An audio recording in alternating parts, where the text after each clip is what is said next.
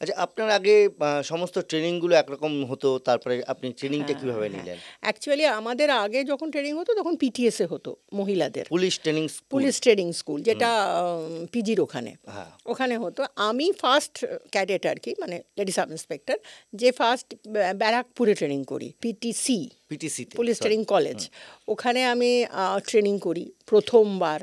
স্বভাবতই এত ছেলের মাঝখানে আমি একজন মহিলা। মানে ওই ব্যাচে আপনাদের কতজন ছিলেন? আমরা মহিলা দুজনই ছিলাম, একজন ছিলেন নেপালি মহিলা। তাদের একটা সুবিধা ছিল, তারা একটা গ্রুপে এসেছিল, আচ্ছা, তো তাদের মধ্যে খুব ইউনিটি ছিল, মানে মোটামুটি ঠিকঠাক ছিল। আর আমার অসুবিধা হচ্ছিল, আমি একা গেছিলাম, আর বেশিরভাগ ছেলেই সব বাঙালি। আচ্ছা, ফলে আমি প্রথম খুবই অকওয়ার্ড ফিল করতাম। কি মানে অকওয়ার্ড ফিল করা কি হয়েছে? আপনি তো ট্রেনিং এ গিয়েছেন, পুলিশে চাকরি করবেন। সাংঘাতিক, মানে ডাল মে কুছ কালা হ্যায়, কেউ বলছে কি পুরা ডালই কালা হ্যায়। আমি কোথাও গেলে কেউ বলছে তুই এখানে বসে আছিস, জানিস তোর কি হতে পারে, মানে প্রায় থ্রেটনিং আর কি। তো এইসব করেছি, টিটকিরি নয়, কিন্তু জাস্ট মজা করা। হ্যাঁ, টিটকিরিও করেছে, প্রচুর টিটকিরি করেছে। আচ্ছা, শাড়ি পরে হবে না, চুড়িদার পরতে হবে। তখন প্রথম আমাদের আর কি ইউনিফর্ম সাপ্লাই হয় না সেই কটা দিন।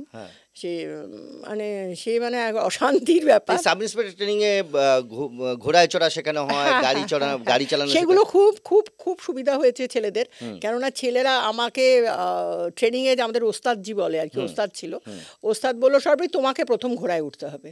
আমি কি কেন? শাড়ি পরে?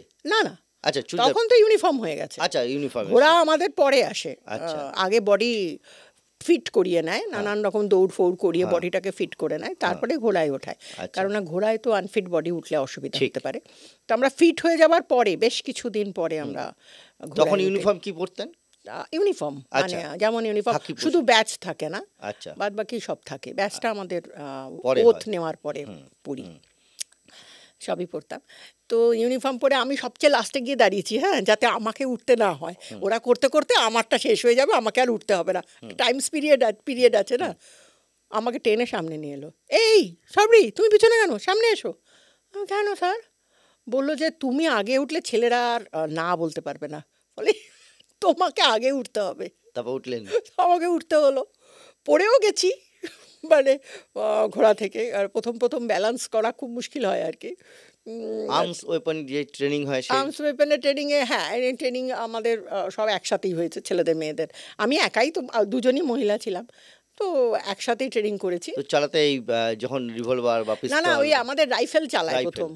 রাইফেলের সময় একটু এখানে আমরা একটু টাওয়েল ফাওয়েল দিয়ে ঢুকিয়ে তারপরে জামাটা আটকেছিলাম, যাতে যে ধাক্কাটা খাবে সেই ধাক্কাটা যাতে ব্যথা না লাগে, সেই জন্য সবাই ছেলেরাও ঢুকিয়েছিল, আমি একা ঢুকাইনি। আচ্ছা, ছেলেরাও ঢুকিয়েছিল। তারপর চালানোর পরে কি দেখলেন? অতটা নেই, মানে টেকনিকটা ইম্পর্টেন্ট। হ্যাঁ, দেখলাম টেকনিকটা ইম্পর্টেন্ট, আর ভয় যেটা কাজ করে সেটা নষ্ট হয়ে যায়।